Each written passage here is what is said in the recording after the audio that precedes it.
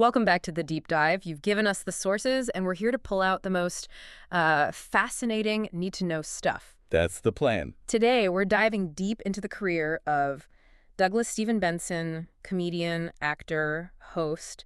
It's quite a ride. It really is. We're looking at this arc, from being an extra on classic movie sets through reality TV, and then really hitting his stride in the kind of early days of podcasting and weed culture commentary. Exactly. And this isn't just about listing credits. It's about a whole brand, right? Mm-hmm. A career built on, the comedy, observational, satire, sarcasm, all that. Mm-hmm. But it's fundamentally linked to his very public, very open advocacy for recreational drug use. That's key. Right. And what's really interesting is how he used that persona, that specific angle, to become this central figure in comedy podcasts when they were still pretty niche. Yeah, pioneer almost. Totally. And then translating that super specific brand to TV, even ending up with a legally binding court show. It's kind of wild when you lay it all out.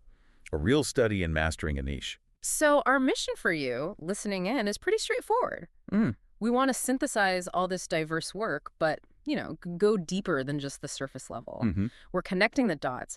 How do you go from being a face in the background in, 80s movies to launching multiple hit shows focused on very specific things and dominating panel shows? It's the details. Exactly. We're zeroing in on the specific projects, the strategic moves, the little details that make his whole body of work so unique in comedy. Okay, let's do it. Okay, let's unpack this, starting right at the beginning.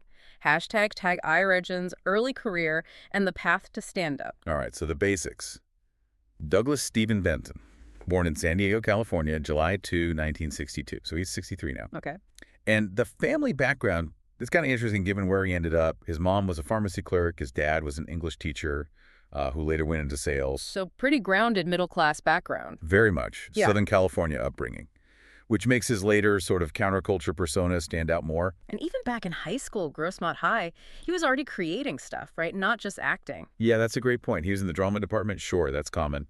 But the thing that jumps out is him making these 8mm action and thriller short films with a friend. Wow, okay, so hands-on filmmaking. Right. Junior, senior year. He wasn't just performing. He was thinking about structure, storytelling, the whole cinematic process, even then.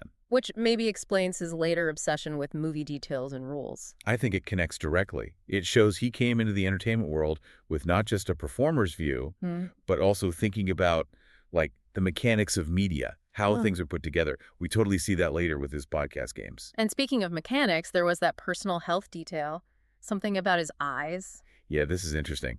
As a kid, he apparently struggled with vertigo and had poor depth perception. Said it was because his eyes are close set. Huh. So literally seeing the world a bit differently. Possibly, yeah. Having to navigate with maybe a slightly skewed or flatter visual field. You wondered, does that difficulty with spatial stuff maybe push someone towards more analytical, structured thinking? Like creating really complex trivia games instead of relying on, say, physical comedy. Could be. It might partly explain why his biggest successes are built around these intricate, detail-oriented game structures. It definitely leans into the intellectual side of things. So after Grossmont College, he does the classic thing, moves to LA to act. Yep, the 1980s Hollywood hustle. Taking those stand-in jobs, extra work, trying to make rent while looking for actual roles. And those gigs put him right in the middle of some iconic films. Absolutely. He worked as a stand-in a lot, but also popped up as an extra or in tiny parts in huge movies from that era. We're talking Blade Runner. Wow. Fast Times at Ridgemont High. Right. About last night. This period is crucial. It's where he soaked up all that film trivia, learned about production, credits. The stuff that literally becomes the basis for Doug Love's movies. Exactly. That deep, almost obsessive knowledge of how movies are made and who's in them. And the weirdest detail from that time, the Disney thing. Oh yeah, Captain EO. 1986. He was apparently a backup dancer in this huge 3D Michael Jackson sci-fi musical attraction at Disneyland. Directed by Coppola. That's wild. It really is. From the grit of Blade Runner to sparkly MJ choreography in 3D. It just shows the sheer variety of gigs you had to take to survive in Hollywood back then. Total adaptability. But the acting wasn't the thing that clicked career-wise. It was stand-up, right? And kind of by accident. Yeah, the stand-up origin story is classic. Age 22. Wasn't like a burning desire, apparently. He and two buddies dared each other to try it. And the friends bailed. Pretty much. One Yeah. didn't show, the other signed up too late, but Benson actually did it. Got on stage, did what do you call 3 minutes of whatever. And people laughed. Yeah, he said people actually laughed. And that's often all it takes, right? Yeah. That little bit of validation to turn you from someone watching comedy to someone doing it. But the whole stoner comic thing, that wasn't immediate. That's the key timeline thing people miss. Crucial point. He was doing stand-up for like 6 years before that persona really formed. He became a dedicated stoner, as he puts it later, around age 28. After smoking with other comics? Yeah, apparently after a week of hanging out and smoking pot after gigs with Brian Posehn and Greg Proops. So it wasn't like some teenage discovery. It was an adult choice. Right. And he later folded that lifestyle choice into his comedy. It wasn't the reason he started comedy. Exactly. It fit his style, that observational, kind of analytical approach. And then he just leaned into it hard, turned a personal habit into a whole media identity. So while that identity was forming, he was still grinding away, getting TV spots. Those late 80s, early 90s appearances on Comedy Central shows like the A-List, 2-Drink Minimum, building credits. And the writing work. Important, too. Wrote for that MTV game show Trash to 94. Again, you see the interest in game structure, learning how to burn those mechanics. Foreshadowing. Totally. And he was in Joel Hodgson's pilot, The TV Wheel, after MST3K. Part of that alt comedy scene. And all this kind of comes together with the marijuana lugs, right? That seems like a big step. Huge step.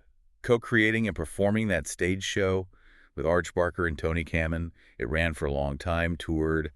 That really cemented his public connection between comedy and cannabis. It set the stage perfectly for what came next. Okay, so this is where things really explode for him, right? The move into podcasting. This feels like the turning point. Absolutely. Around 2006, he launches I Love Movies with Doug Benson. Quickly becomes Doug Loves Movies, DLM. And back in 2006, podcasting was different, much more of a Wild West. Oh, yeah. Very niche. And what he did was smart, recording it live, usually at UCD in LA. That gave it an energy, that live comedy club feel that a lot of early, recorded in a closet podcasts didn't have. The format seems simple on the surface. Talk about movies, have comedians on. Right. But the execution, the structure, that's where the genius is.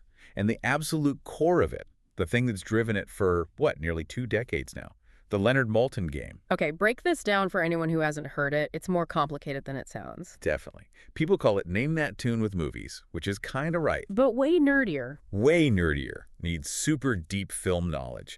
So Benson reads bits from a movie review, usually from Leonard Maltin's old guides. The guests then have to wager. Wager on what? On how many names. Read from the bottom of the cast list upwards. It'll take them to guess the movie. Okay, so the lower the bid, the harder it is. Exactly. If you bid, say, 5 names, he reads the 5th to last actor credited, usually as someone pretty obscure. If you bid 1 name, you're banking on recognizing the movie just from the very last credited actor, often like Man #2 or something. It rewards that insane recall for character actors and bit parts, the kind of knowledge he probably picked up being a stand-in. Precisely. It taps into that deep cinephile knowledge base, and it creates these legendary moments on the show. Like the negative names thing. That sounds impossible. Right. Sean Sakame, a fan who won an auction to be on, won the Tournament of Champions in 2013. Then, to qualify the next year, he guessed Titanic in negative names. Yeah. Meaning he guessed it correctly just from the review, before Benson even read any names from the cast list. Just pure deduction and confidence. Shows the level of obsession the game inspires. And there's the big annual championship, the Christmas special. Yeah, the 12 Guests of Christmas. Huge 2-hour elimination-style game with a dozen or more comics. It's like the DLM Super Bowl. And there are rivalries, recurring champs. Oh, yeah. Scott Aukerman won the first one, then won again years later in 2015. Graham Elwood had a dominant run for a couple of years. Ricky Lindholm had a big win over Jimmy Pardo in 2014. It creates this whole meta-narrative within the LA comedy podcast world. The DLM isn't just the Maltin game. He invented a ton of other segments, right? That speaks to his creativity, too. Absolutely. The sheer number and variety of games show his knack for structure and, frankly, absurdity. We don't need to list all 20, but some are just brilliant concepts. Like Lincoln or Bane. Perfect example. Erta. He reads a quote, you have to say if it was Abraham Lincoln or Bane from The Dark Knight Rises. Because they both have that kind of slow, formal delivery. Exactly. The juxtaposition is hilarious. Or, now Buscemi, now you don't. Which is... It's like the Shell game, but with pictures of Steve Buscemi, because, Buscemi's at everything. It's a running commentary on character actors. So it's trivia mixed with meta-commentary. Oh, totally. And doing lines with Mark Wahlberg, just quoting Wahlberg movie lines, ABCD's nuts. He's constantly finding ways to twist movie trivia into reputable, funny formats. And the closing catchphrase saga is fascinating, too. The Willem Dafoe thing. Oh, man, yeah. For years, he ended every show with, as always, Willem Dafoe is a shithead. Which was pure satire, right? Like, Dafoe is so respected, it's absurd to attack him. That was the joke. Benson thought it was the most random, illogical thing to say. But a lot of listeners didn't get the satire at all. They thought he genuinely hated Willem Dafoe. Yeah. He got confused emails, people asking what Dafoe ever did to him. The joke just didn't land universally. So he had to explain it over and over. Right. Eventually, he kind of retired it, let Dafoe rest. But the concept lived on for a while until 2019. The runner-up in the Malton game got to name their own shithead as a consolation prize. A little moment of catharsis for losing. Pretty much. But that ended. Now the closing is positive energy. Which is a tribute. Yeah, a direct tribute to his friend, the comedian Brody Stevens, who passed away and used that phrase a lot. So it shifted from absurdist satire to something more genuinely causative. It shows evolution. Yeah. And beyond his own show, he became like podcasting royalty, guesting everywhere. Oh, absolutely. Comedy bang, bang. WTF, Joe Rogan, Nerdist. If you had a comedy podcast, you wanted Benson on. He was reliable, quick, knowledgeable, brought that energy. He became a connector in that whole scene. #3. The cannabis-centric media, documentaries, talk shows, and legal rulings. Okay, so DLM gives him this huge dedicated audience, and that platform lets him really dive into the media that fully embraces the cannabis brand, starting with Super Jaime. 2007 release, right? The title obviously playing on Super Size Me. Exactly. Morgan Spurlock ate McDonald's for 30 days. Benson's experiment was 30 days no marijuana, then 30 days smoking as much as possible. A pretty bold public experiment. Totally. Part comedy stunt, part personal advocacy. And the results, at least as presented in the film. Minimal negative effects, right? Yeah. Based on his tests, cognitive checks, general health monitored in the doc, the conclusion was that the heavy use period didn't really harm him significantly, which was, a big statement against the prevailing anti-drug messaging at the time. It gave the pro-legalization side a kind of funny, relatable data point, even if it was just one guy. Right. Look, I did this, professionally documented it, and I'm fine. It resonated. But things got messy after the film's success. There was a lawsuit. Yeah, that happens. The other producers wanted to release a sequel, Super Jaime Redux, using leftover footage. Benson sued them around 2014-2015 to stop it. So clearly some friction there about control and maybe how the original is being exploited later. Interesting. Then came the talk show, Getting Doug with High. This feels like the ultimate expression of his brand at the time. For sure. Ran from 2013 to 2019. Weekly show on YouTube, streamed live, usually Wednesdays at a very specific time. 4:15 p.m. Pacific. Yep. Setting up the main event. The 4:20 smoke session. Exactly. The core ritual. He'd have guests on, huge names. Snoop Dogg, Sarah Silverman, Cheech Marin, Jack Black, tons of comics, and they'd all light up together right at 4:20 PST during the live stream. And talk. Yeah, talk about whatever. Usually cannabis-related, comedy, movies. Very relaxed, obviously. How did they handle the live audience shows? Couldn't exactly hotbox the venue. Good question. They adapted. Often used vaporizers, with guests inhaling from those big bags of vapor. It kept the ritual intact, visually, without violating venue rules or smoking laws. A smart workaround. And the ending, the magic trick. Always. Every single show, no matter who the guest was or how high they were, ended with Benson making them watch a magic trick. Just pure, delightful Benson weirdness. Totally. A signature, absurd little flourish. Okay, but the absolute weirdest, most ambitious project has to be the High Court. 2017, Comedy Central. This one is fascinating. It's a court show, Yeah. like Judge Judy or People's Court, standard format. But The judge is Doug Benson, and he's high, openly. yes, that's the entire premise. He's the judge, ruling on cases, while admittedly under the influence of cannabis during the taping. Now, the crucial detail here, the thing that makes it more than just a sketch, the cases were real. Absolutely real. These were actual small claims disputes. And his rulings were legally binding. Yes. That's the mind-bending part. It worked like binding arbitration. The people bringing their cases signed contracts agreeing to accept Judge Doug's decision, whatever it was, high or not. So real legal consequences decided by a comedian who's openly stoned on camera. Pretty much sums it up. Yeah.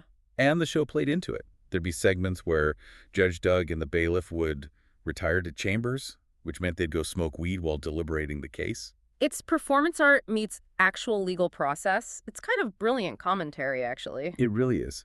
pushing the boundaries of comedy, reality TV, and the justice system all at once. And quickly, the Benson interruption. That started live, too. Yeah, long-running live show where he'd literally interrupt other comedians during their sets. Very confrontational, funny stuff. Got a TV version on Comedy Central for a bit. One season in 2010. But then, naturally, he spun it off into a podcast in 2011. Audio-only, longer, unedited sets and chats. Again, adapting a successful live concept for the podcast medium he knew so well. Consistent pattern. So we've seen the podcast The Weed Shows.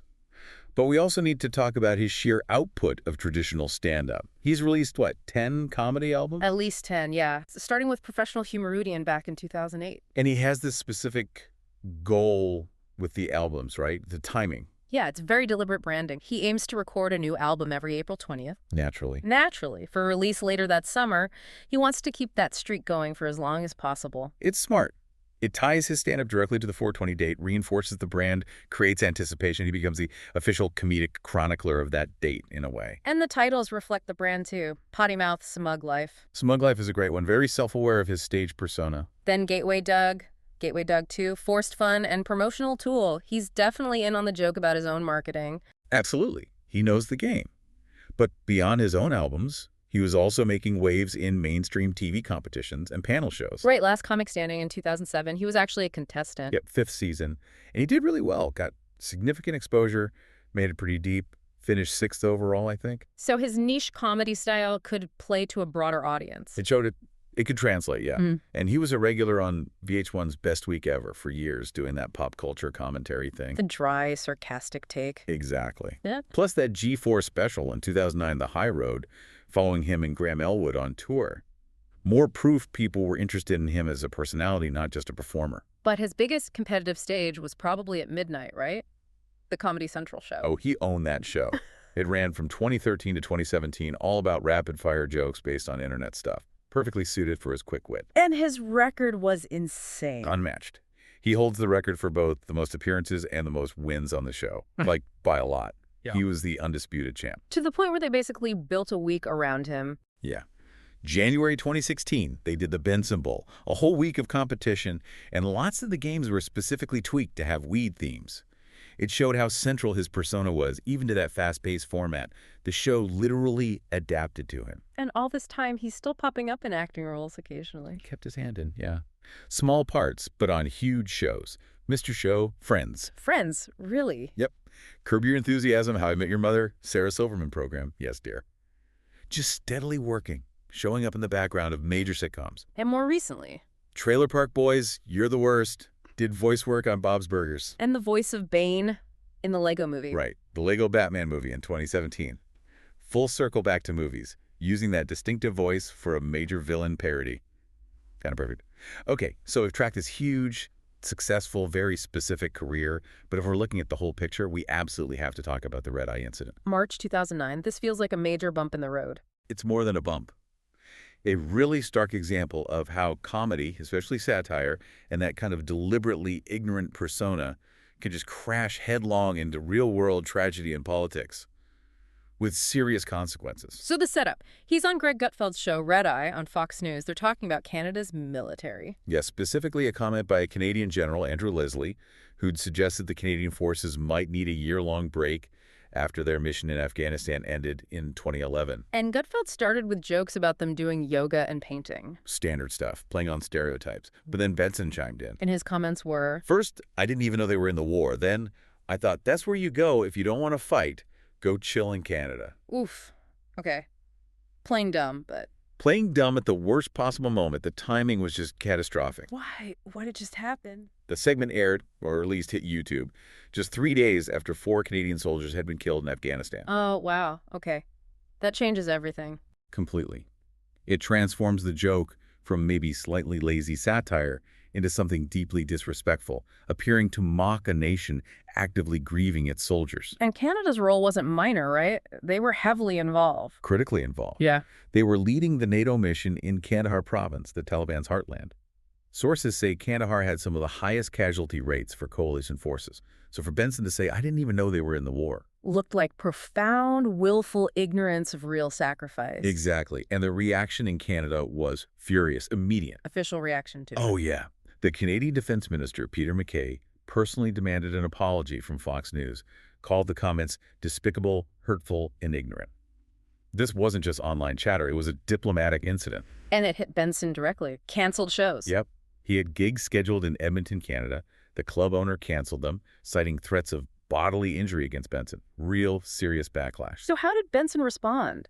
To his credit, he seemed to grasp the severity pretty quickly. Yeah. He went on Canadian TV, CTV News, and gave a direct, seemingly sincere apology. What did he say? Admitted he was ignorant about the situation in Afghanistan, said the timing was completely out of line. He didn't try to hide behind it. It was just a joke. He owned it. Seemed to. Said things like, I honestly said things in retrospect I completely regret.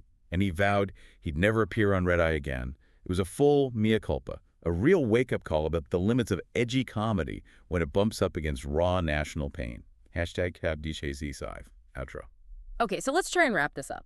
Looking back at this whole deep dive on Doug Benson, what are the big takeaways? For me, it's that incredible consistency, the prolific output, 10 albums, the super long-running podcast, the cannabis shows, all very focused, very structured. Definitely the focus. And his ability to fuse that pop culture knowledge with the personal advocacy, making his unique selling proposition. He really rode the wave of new media, podcasts especially. Yeah, he mastered that space.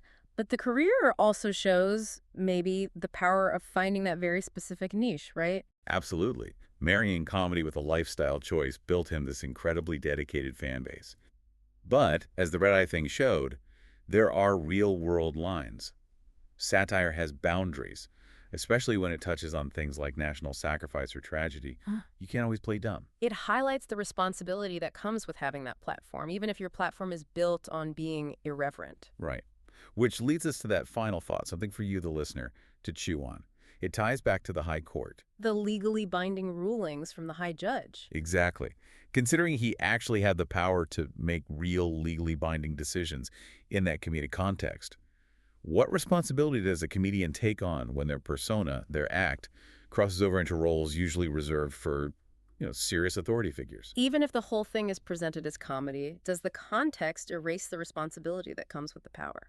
Yeah. What stands out to you about that blurring of lines? The comedian as judge, literally. Yeah. Where does the performance end and the real-world impact begin? Something to think about, definitely. How media keeps playing with those boundaries between entertainment and authority. Always evolving. We'll catch you next time for another deep dive.